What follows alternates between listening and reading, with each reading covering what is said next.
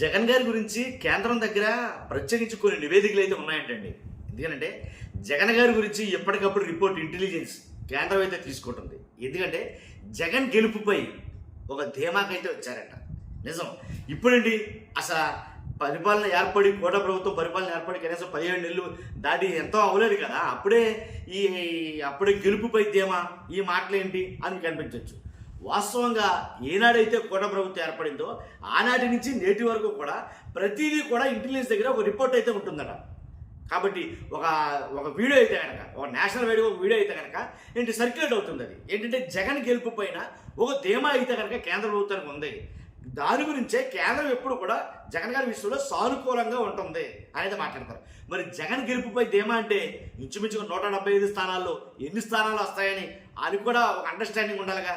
కాబట్టి అంతేకాదు అసలు దానికి సంబంధించిన ఆ నివేదికలు ఏంటి, అసలు ఈ రకమైన ఒక స్టాండ్ రావడానికి దానికి సంబంధించిన నివేదికలు కానీ అలాగే దానికి సంబంధించిన రిపోర్ట్స్ కానీ ఏమున్నాయి అని అంటే కనుక ఒక్కొక్కటిగా చూసుకుంటే మనం అంటే రాష్ట్రంలో జరుగుతున్న రాజకీయ పరిణామాలు ఒక్కొక్కటిగా చూస్తే కనుక చాలా ఈజీగా తెలుస్తుంది మనకు.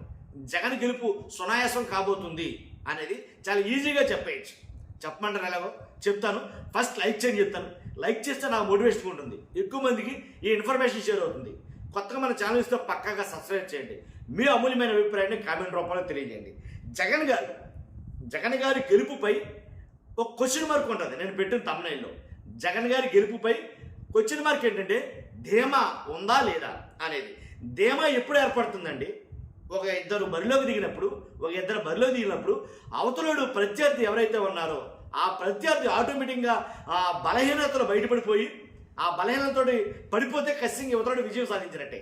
కూటమి ప్రభుత్వం ఏర్పడి 17 నెలలు తెలిసిన తర్వాత ఇప్పుడు కూటమి ప్రభుత్వం ఏర్పడ్డ కాడి నుంచి చూసుకుంటూ వస్తే కనుక రోజు రోజుకి వ్యతిరేకత పెరుగుతుందే తప్ప తగ్గడంలా. ఇది ముమ్మాటికి 100% వాస్తవం అండి. కూటమి ప్రభుత్వం ఏర్పడిన తర్వాత ఇప్పటి వరకు రోజు రోజుకి వ్యతిరేకత పెరుగుతుందే తప్ప ఏ రోజుని తగ్గల.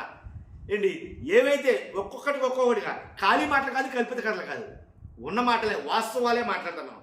జనాల్లో జగన్ గారి గురించి చూసుకుంటే కనుక జనాల్లో జగన్ గారికి రోజు రోజుకి ఆయన క్రేజ్ పెరుగుతుందే కానీ ఆయన గ్రాఫ్ పెరుగుతుందే కానీ తగ్గడంలా. ఇంకేం కావాలి మీకు?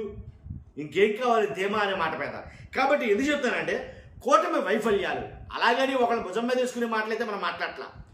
ఎందుకురా కూటమి అలా అవడానికి గల కారణం ఏంటంటే కూటమి వైఫల్యాలు నాటి నుండి నేటి వరకు చూస్తే కనుక ముబ్బడిగా ఉన్నాయి. దాంట్లో ఎలాంటి డౌట్ లేదు. ఎలా అంటే రాష్ట్రం అప్పుల ఊబిలో కూరుకుపోవడం 17 నెలల బట్టి జస్ట్ నిన్న కాక మొన్న అనుకుంటా 3,000 కోట్ల రూపాయలు అప్పు చేశారు. ఇలా రాష్ట్రం అప్పుల పరిస్థితి చూసినా సరే అంటే జగన్ గారికి చంద్రబాబు నాయుడు గారికి కంపేర్ చేసుకుంటారు కదండి.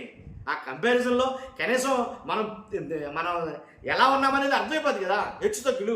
కాబట్టి రాష్ట్రంలో అప్పులు ఊబులు అయితే కనుక రాష్ట్రం కూలిపోతుందన్నమాట. వాస్తవమా కాదా?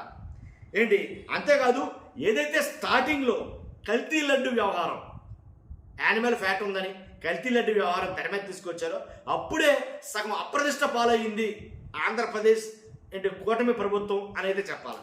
తర్వాత ఏదైతే విజయవాడ వరదల్లో వైఫల్యం కావచ్చు, తర్వాత అక్రమ అరెస్టులు అక్రమ కేసుల విషయంలో కావచ్చు, అంతేకాదు ఏదైతే ప్రైవేటీకరణ అనే పేరుతోటి రాష్ట్రంలో ప్రతిదీ అది ఇది అని ఏం లేదు. మెడికల్ కాలేజీలు కానించి, రోడ్లు కానించి, హాస్పిటల్స్ కానించి ఇలా 1, 2 కాదు మ్యాక్సిమం ఏది కుదిరితే అది ప్రైవేటీకరణ అయితే జరుగుతుంది. PPP పబ్లిక్ ప్రైవేట్ పార్టిసిపేషన్ దానికి పెట్టిన పేరు. ఇవన్నీ కూడా వ్యతిరేకతకే ఒకదానికొకటి అనుసంధానం చేసుకున్నాయే. తర్వాత తిరుపతిలో తొక్కిసలాటలో ఏదైతే జరిగిందో అక్కడ 6 చనిపోవడం, తర్వాత సింహాచలంలో గోడకూడి 7 చనిపోవడం, తర్వాత శ్రీకాకుళం రీసెంట్గా నిన్న జరిగిన కాశీబొగ్గ ఆలయంలో జరిగినటువంటి దాంట్లో 9 చనిపోవడం, ఇలాగ 1 కాదు 2 కాదు చాలా పరిణామాలు అయితే కనుక కూటమి ప్రభుత్వాన్ని వెంటాడుతున్నాయని చెప్పాలి. కానీ ఇవన్నీ చూసుకుంటే ఒక్కొక్కటి డిగ్రేడ్ అవుతుందే కానీ అప్గ్రేడ్ అవ్వటంలా ప్రభుత్వం. కాబట్టి నేను అంటున్నా వ్యతిరేకత అనేది రోజు రోజుకి పెరిగిందే తప్ప తగ్గల. ఇది మంచి జరిగింది ఇక్కడ అంటగలేదు. ముందు ఏదో ఒకటి ఖచ్చితంగా 100% కూటమి ప్రభుత్వం ఇబ్బందుల్లో అయితే కనుక ఉందో దాంట్లో ఎలాంటి డౌట్ లేదు. ఏదైతే ఇచ్చిన హామీలు ఉన్నాయో, సాధ్యం కాని హామీలు ఉన్నాయో అవి నెరవేరిస్తేనేమో ఒకటి, నెరవేర్చకపోతే ఒకటి. పట్టువదలని బట్టి విక్రమార్కుడి కథలో విక్రమార్కుడిని భుజాన్ని వేసుకున్న విక్రమార్కుడు ఆ భూతాన్ని భుజాన్ని వేసుకున్న విక్రమార్కుడు ఏంటి సమాధానం చెప్తేనేమో తల బేతాళుడు చెట్టు మీదకి వెళ్ళిపోతాడు, సమాధానం చెప్పకపోతేనేమో తల 1000 ముక్కలు అవుతుంది. ఏంటి అర్థం కాని పరిస్థితి. అలాగే ఇక్కడ కూడా ఏంటంటే చంద్రబాబు నాయుడు గారి ప్రభుత్వం ఎలా అయిందని పరిస్థితి, ఇచ్చిన హామీలన్నీ అమలు చేస్తేనేమో రాష్ట్రం అప్పులు కుప్పగా మారిపోద్ది, అమలు చేయకపోతేనేమో అతిగతి లేకుండా పోతుంది పార్టీ. దాంట్లో ఎలాంటి లేదు, చెయ్యాలా వద్దా అర్థం కాని పరిస్థితి. కాబట్టి ఎలా అంటే తర్వాత జగన్ గారికి జనం బ్రహ్మరథం పడుతున్నారు ఎక్కడికి వెళ్ళినా సరే. ఎందుకు చెప్తానంటే ఏవైతే పర్యటనలు ఉన్నాయో జగన్ గారి పర్యటనలు 1, 2, 3, 4, 5, 6 ఇలా కొన్ని పర్యటనలు అయితే చేశారు.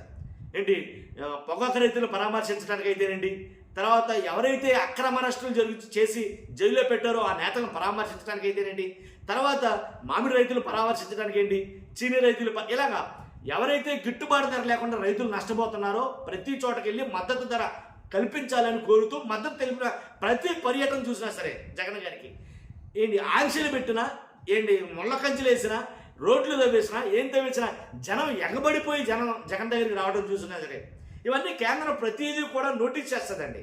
కేంద్రం దగ్గర ప్రతి దానికి ఒక ఇంటెలిజెన్స్ రిపోర్ట్ అయితే ఉంటుంది. జగన్ పర్యటన రోజు జరిగిందంటే కనుక ఆ రోజు జరిగిన దాని తాలూకా మొత్తం డీటెయిల్స్ అన్ని ఇంటెలిజెన్స్ రూపంలో కేంద్రం దగ్గరికి వెళ్తాయి. దాంట్లో ఎలాంటి డౌట్ లేదు, ప్రతిదీ తెలుస్తుంది. కాశీబుగ్గ ఆలయంలో ఇంతమంది చనిపోయారంటే కనుక వెంటనే కేంద్ర ప్రభుత్వం నుంచి ఏంటి మోదీ గారు 2 లక్షల రూపాయలు అనౌన్స్ చేశారు ఎక్స్గ్రేషియా కింద, బాధితులకి 50,000 అనౌన్స్ చేశారు. కాబట్టి ప్రతి ఇన్సిడెంట్ ఆంధ్రప్రదేశ్లో జరిగే ప్రతి ఇన్సిడెంట్ కేంద్ర ప్రభుత్వానికి ఒక అంచనా ఉంటుంది. కాబట్టేనేమో నన్ను అడిగితే ఎలా అంటే జగన్మోహన్ రెడ్డి గారి హయాంలో ఆ మాట ఎలా ఉంచి మోదీ గారు ఎప్పుడు ఆంధ్రప్రదేశ్కి వచ్చినా సరే వచ్చినా జగన్ గారిని కించెత్ మాట అనకపోవడం గల కారణం ఇదేమో. జగన్ గారి మీద ఉండే ఏదైతే మెయిన్ పాయింట్ ఉందని. కాబట్టి అంతేకాదు జగన్ గారికి ఆయన ప్రతి పర్యటనలో కూడా జగన్ గారికి జనం బ్రహ్మరథం పడుతున్నారు అనేది ముమ్మాటికి ఇది జగమెరిగిన వాస్తవం. నేనైనా మీరైనా చెప్పాల్సిందే. కాబట్టి జగన్ గెలుపుపై ధీమా ఎలా వచ్చిందంటే కనుక ఈ రకంగా కూటమి వైఫల్యాలే జగన్ గెలుపుకి పునాది మెట్లులాగా కూటమి వైఫల్యాలు, కూటమి వ్యతిరేకతే జగన్ గెలుపుకి ఒక ధీమాగా మారబోతుంది. ఏంటి 17 నెలల్లోనే మహా దారుణమైనటువంటి వ్యతిరేకత మూట కట్టుకుంది. ఒక మాట చెప్తాను చూడండి మీకు, కూటమి పార్టీలో ఉండే కూటమి ఎమ్మెల్యేలు కానీ మంత్రులు కానీ చంద్రబాబు నాయుడు గారు మాట చెప్పిన మాట వింటారా. ఒకటి, చంద్రబాబు నాయుడు గారు తెలిసి కూడా ఆయనకు తెలిసినా సరే వీళ్ళ చేస్తున్న కబ్జాలు కానీ అక్రమాలు కానీ అవినీతి కానీ ఏంటి దోచుకోవడం కానీ అసలు తారస్థాయి చేయాలి. కొంతమందికి అయితే డైరెక్ట్ చంద్రబాబు నాయుడు గారే ఆఫీస్కి పిలిపించిన మరి వాళ్ళు చేస్తున్న అక్రమాలు బయటెట్టి టేబుల్ మీద పెట్టేలా లిస్టు, ఇదిగో మీరు చేస్తున్న తప్పులని చెప్పినా సరే వాళ్ళు ఎట్టి పరిస్థితుల్లో మారే విధానం లేదు, మార్చుకునే విధానం లేదు. ఎందుకంటే వన్ టైం ఎమ్మెల్యేలు కానీ మిగిలిపోతాం వాళ్ళకి తెలుసాలి. ఎందుకని మరలా సీట్ ఇస్తారో ఎవరో తెలియదు, కానీ దీపం ఉండగానే ఇల్లు చెక్కబెట్టాయి అనే నినాదంతో వాళ్ళ ఫార్ములా అప్లై చేసి వాళ్ళు సాగిపోతున్నారని చెప్పాలి వాస్తవం మాట్లాడాలంటే. కాబట్టి ఈ రకమైనటువంటి వ్యతిరేకత, ఈ రకమైనటువంటి మొత్తం ఇవన్నీ కూడా మూటగట్టుకుని నాకు తెలిసి ఏంటి అందుకనే కేంద్ర ప్రభుత్వం నుండి మోదీ గారికి జగన్ గారు అంటే అంత సాఫ్ట్ కార్నర్ ఏమో.